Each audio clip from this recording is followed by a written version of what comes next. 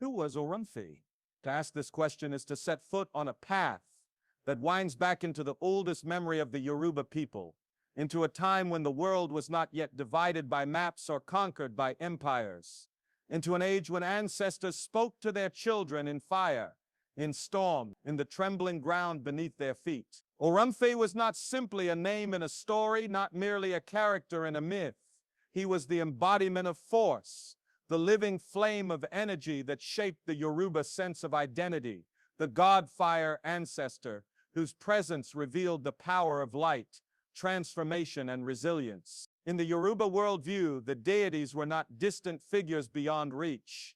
They were woven into daily life, guiding human beings through cycles of birth, struggle, victory, and renewal. Among them, Oramfe stood as a fiery testament to strength, will, and defiance against chaos, and his memory survived in chants, rituals, and the whispered traditions of those who refused to let him be forgotten. When the Yoruba people looked to Oramfe, they saw fire, not as destruction alone, but as a purifier, a transformer, a symbol of unyielding vitality. Fire is the element that cooks the food, hardens the iron, clears the field for planting, and drives away the beasts of the night. To the Yoruba, Oramfe was this living energy, the force that could destroy yet also renew, the reminder that nothing remains untouched by struggle, but that through struggle comes rebirth. In the towns and shrines where his name was honored, Oramfe was called the fire of heaven, a warrior energy whose essence was invoked not merely for battle but for courage in every endeavor. The Yoruba people did not imagine him as an abstract spirit.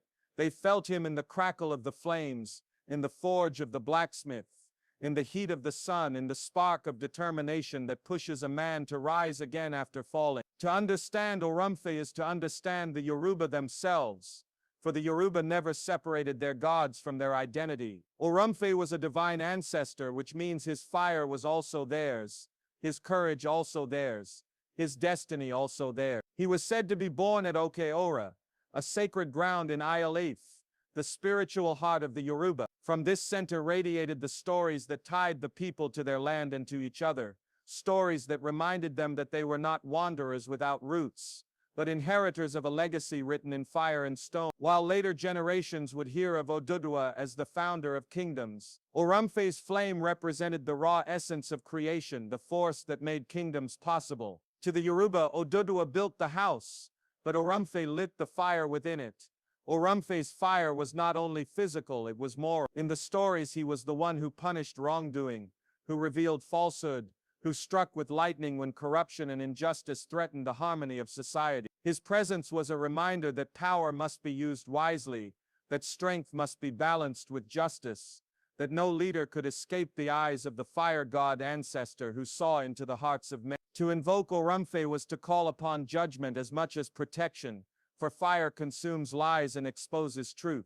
The Yoruba knew that without truth, no community could stand, and so Oramfe became not just a force of nature but a guardian of order, a divine flame of accountability. But Oramfe was also a warrior, the embodiment of defiance. In times of war, his name was called upon to give courage to fighters, to stiffen the resolve of those who stood against overwhelming odds. He was the lightning strike that terrified enemies, the burning spirit that drove men and women to stand for their homeland.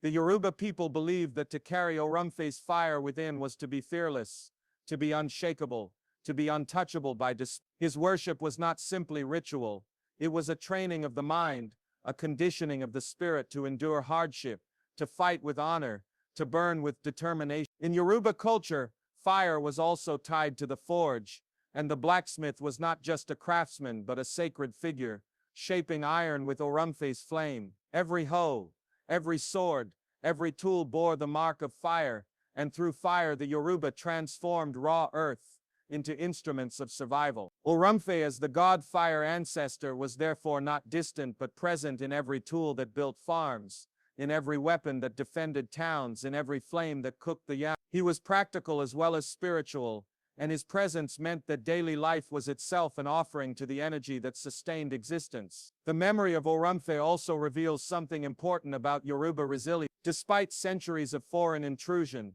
despite the violence of slavery, despite the distortions of colonial narratives, the Yoruba have preserved his story. The colonizers tried to erase these figures, to reduce them to idols or superstitions, but the fire could not be extinguished. Even when Yoruba descendants were carried across the Atlantic in chains, they carried Oramfe's flame with them. In the Caribbean and Brazil, in the Americas, his fire lived on under different names, hidden in rituals, disguised in festivals yet always burning. His presence in the diaspora reminds us that identity can never be fully stolen, it can be suppressed, but like fire under ashes, it waits to burst forth again. In this way, Oramfe represents not only the Yoruba but all who have faced oppression and yet refused to vanish. He is the fire that says, I am still here. He is the energy that insists on survival, on dignity, on continuity. To know his story is to recognize that African identity is not broken, that it cannot be reduced to colonial categories, that it burns with its own light. For young Africans and those in the diaspora searching for meaning, Oramfe is a reminder that within their veins runs a fire, older than empire, older than borders, older than the world's attempts to silence it. His story also challenges us to ask, what is fire without purpose? The Yoruba did not revere Oramfe as a symbol of chaos but as a symbol of transformation. Fire must be controlled, directed, given meaning. In the same way, the fire within us, our anger at injustice, our passion for freedom, our hunger for truth must not burn wildly but be guided, harnessed, used to build, not destroy. Oramfe teaches us that fire is both weapon and light, both destruction and creation, and that true power comes in knowing when to burn and when to warm.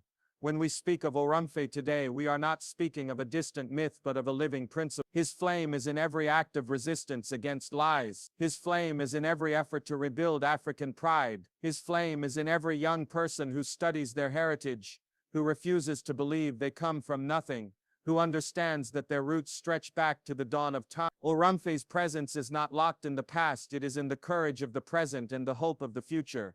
So who was Oramfe? He was the god-fire ancestor of the Yoruba, the flame of truth, the guardian of justice, the warrior spirit, the purifier, the transformer, the living energy that connected the people to their land and to themselves. To know Oramfe is to know that within the Yoruba heart, and within the heart of every descendant, there burns a fire that can never be put out. It is a fire of identity, of survival, of greatness. It is a fire that tells the world Africa was never lost, only hidden, and now the flame is rising again. And Okeera, a place that rests deep in the memory of the Yoruba people, the story of Oramfe begins not as a distant myth, but as a living flame that still glows in the imagination of those who seek to understand their origin. Okeera is not merely a hill or a shrine, not just a point on a map, but a spiritual axis where heaven and earth seem to meet, a sacred ground where ancestors walked, where the fire of destiny was first kindled, where Oramfe, the god-fire ancestor, revealed himself as both protector and purifier. In Yoruba oral traditions, Okeera was more than a location. It was a heartbeat, a center of life that shaped the rhythm of identity, a symbol of permanence that whispered to every generation that their story did not begin with colonizers, did not begin with slavery, did not begin with borders carved by foreign hands. Their story began with fire, and that fire was Oramfe.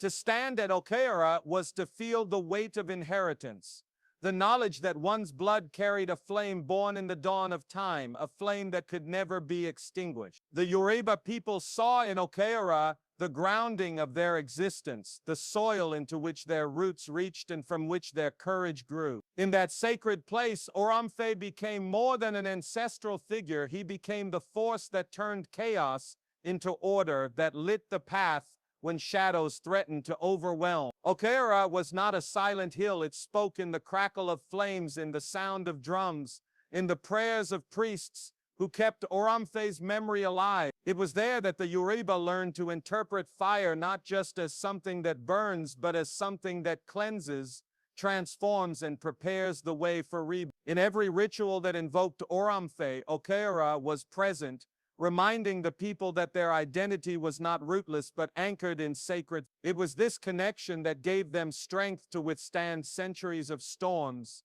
For when your beginning is fire, you learn to endure, to rise, to glow even in the darkest night. Okeera also carried political and cultural weight, for it was in Ile-Ife, the spiritual center of the Yoruba world, that kingdoms would later rise, dynasties would be born, and traditions would flourish. But before the crowns, before the palaces, there was Oramfe's fire at Okera, teaching the Yoruba that leadership must be accountable, that justice must be upheld, that community must be protected. The Yoruba kings, even when claiming descent from Oduduwa, could not escape the shadow of Okera, for Oramfe's presence reminded them that no authority could survive without the fire of truth. This was why Okera was not only remembered as a birthplace but as a standard, a reminder of what true power meant. In Yoruba memory, to forget Okera was to forget who they were, to forget the flame that bound them together. The significance of Okera did not stop at Ile-Ife. As Yoruba people spread across towns, regions, and even continents through the forced migrations of slavery, Okera traveled with them as a memory, as a story, as an inner fire. In the Caribbean and Brazil, where Yoruba descendants reimagined their traditions under oppression, the flame of Oramfe still flickered, hidden in ceremonies, disguised in festivals, but alive. The oppressors could strip away names, lands, and languages, but they could not erase Okera from the spirit. It lived in the unspoken pride of survival, in the rituals that defied erasure, in the way communities rebuilt themselves from ash. Okera became not just a geographical place but a symbol of the indestructibility of Yoruba identity. Even those who never set foot in Ile-Ife carried Okera within them, as if the hill itself had scattered sparks across the world, sparks that became torches of resilience. Okera also teaches us about the relationship between land and people. For the Yoruba, land was not passive, it was alive, a partner in the human journey. Okera was sacred not because of its soil alone, but because of the story it carried, the fire it bore. It was a place where the natural world and the spiritual world merged, where a hill became a temple, where stone and flame testified that human beings are never separate from the earth that sustains them. This deep connection to land made Yoruba culture not just spiritual, but ecological, not just ancestral, but practical. In honoring Okera, they honored the truth that identity is rooted in place, in memory and continuity, and that truth empowered them to withstand the brutal disruptions of history. When we look at Okera today, we are not just looking at a hill, we are looking at a mirror. It reflects the flame that has always been within African people, the flame of endurance, creativity, and renewal. It tells us that our ancestors did not wander in darkness but walked in the light of fire that gave them vision, courage, and strength. It tells us that our identity is not something given by outsiders but something forged in sacred places, something that belongs to us by right of birth. Okera's message is that even when scattered, even when silenced, even when oppressed, the flame cannot be extinguished. It only waits glowing beneath the ashes until a new generation dares to fan it into brightness again. To speak of Okera is to speak of Oramfe, and to speak of Oramfe is to speak of every Yoruba man, woman, and child who carries within them the fire of resilience. It is to acknowledge that the Yoruba story is not one of defeat but of survival, not one of silence but of continuity, not one of loss but of transformation. Okera stands as proof that culture can endure, that identity can outlast empire, that the flame of a people can survive even the harshest winds of history. It reminds us that the Yoruba did not begin with foreign conquest, did not begin with slave ships, did not begin with colonial narratives. They began with fire, and that fire was Oramfe at Okera. This flame still burns today, in the pride of Yoruba descendants who reclaim their heritage, in the voices of scholars who restore forgotten stories, in the creativity of artists who echo ancestral symbols, in the resilience of communities that refuse to be defined by outside. The fire at Okera did not die. It lives in the language, in the proverbs, in the music, in the courage of those who know their worth. And so the question for us now is not whether Okera matters, but whether we are willing to let its flame shape us as it shaped those before us. For to forget Okera is to forget ourselves, but to remember it is to reclaim the fire that makes us who we are. In the Yoruba world, the forge was not only a place of labor, but a temple of transformation, a sacred ground where stone and iron were persuaded into new forms through the power of fire. And at the ward of this mystery stood Renewal, the god fire Ancestor, whose presence was felt in every spark that leapt from the anvil.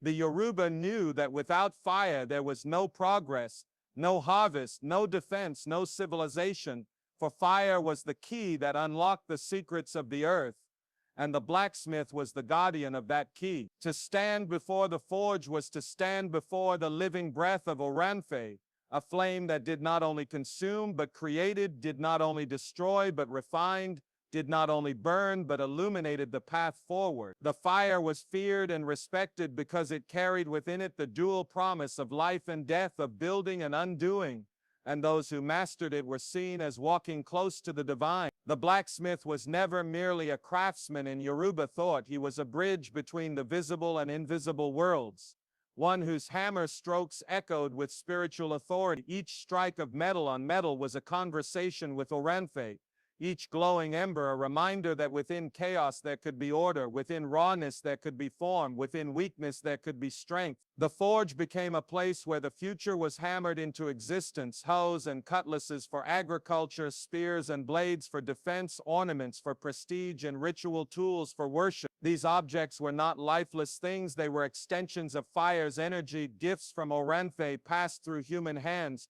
shaping the survival and identity of the Yoruba people. To wield an iron tool was to wield the flame of the ancestors, a daily reminder that their power and resilience came not from outside influences, but from the sacred fire within their culture.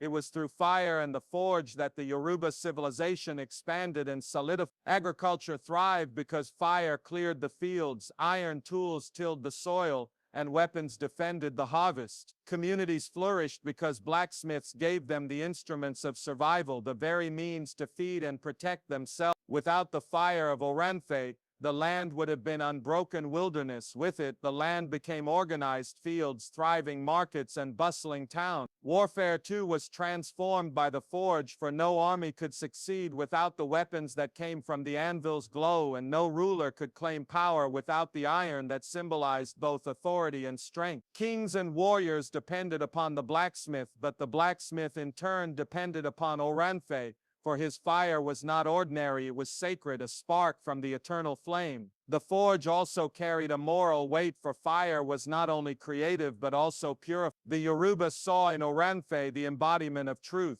the punisher of lies, the destroyer of corruption. In the same way that ore must pass through fire to shed its impurities, so too must human beings be tested in the flames of honesty and justice. The forge became a metaphor for life itself. All that is false is consumed, all that is weak is refined, all that is strong is revealed. To invoke Oramfe's fire was to call for cleansing, to demand accountability, to insist that the community live in truth. Thus, the presence of fire in Yoruba society was not only technological but ethical, shaping not only tools but character, not only civilization but conscience. As Yoruba people were carried across oceans during the transatlantic slave trade, the fire of Oramfe did not remain behind in Ile-Ife or Oyo.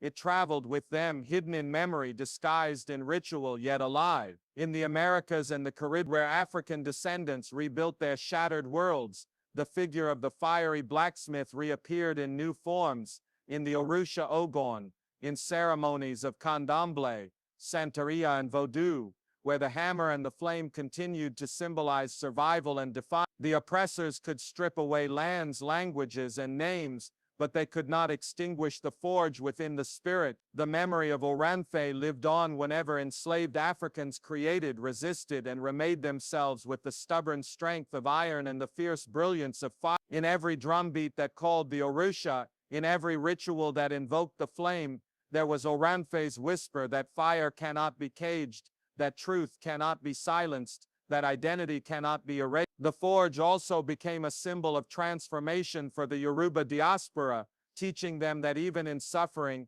even in the harshest conditions, there is the possibility of renewal. Just as rough ore becomes shining iron, so too could a people bent under chains rise again with unbreakable strength. The fire that once lit Okora now lit the hearts of those who dreamed of freedom, who fought against oppression, who believed that they were more than what the world told them. Oramfe's flame was not confined to one place or one time. It lived wherever Yoruba descendants chose survival over despair, dignity over shame, resilience over defeat. The forge of fire was thus not only the making of civilization, but the remaking of identity across generations and continents. Even today in the Yoruba homeland and across the diaspora, the image of fire and the forge still holds power. Artists, scholars, and leaders draw from its symbolism to remind their people that creation requires courage, that progress demands discipline, that survival depends on unity. Oramfe's lesson through the forge is that nothing of value comes without fire, that greatness must be tested, that strength must be forged in struggle. In every society, those who control fire control destiny, and the Yoruba knew that their destiny was safe as long as they remembered the flame that Oramfe entrusted to them. To look at the forge is to see more than sparks. It is to see history, memory, and hope collide. It is to understand that civilization is not an accident, but the result of fire guided by wisdom, of labor guided by purpose, of tradition guided by vision. It is to see that the Yoruba people, through the legacy of Oramfe, understood the deepest truth of survival, that even when the world tries to break you, even when you are reduced to raw ore, you can pass through the fire and emerge stronger, brighter, sharper than before. The fire of the forge is the fire of transformation, and that fire still burns, waiting to be embraced by all who remember where they came from and who they are meant to be. In the memory of the Yoruba people, fire was never just a tool for warmth or cooking or metalwork. It was a mirror of truth, a force that could not be deceived, a light that exposed what lay hidden in the shadows. At the center of this understanding was Oramfe, the god-fire ancestor, whose flame was not only creative but judicial, not only protective but exacting. To invoke Oramfe was to call upon the guardian of justice, the punisher of lies, the one whose fire could not be tricked or bribed. The Yoruba knew that human beings could lie, rulers could be corrupted, words could be twisted, but fire could not be fooled, for fire always reveals what is true. Oramfe's flame therefore became the great equalizer, a power that stood above men and their ambitions, a constant reminder that no injustice could survive forever without being consumed in the blaze of truth. When disputes arose in Yoruba society, when the words of men conflicted, when accusations and denials circled through the air, fire was often the judge. Rituals were performed where oaths were sworn before flame, and it was believed that to speak lies in the presence of fire was to invite destruction upon oneself.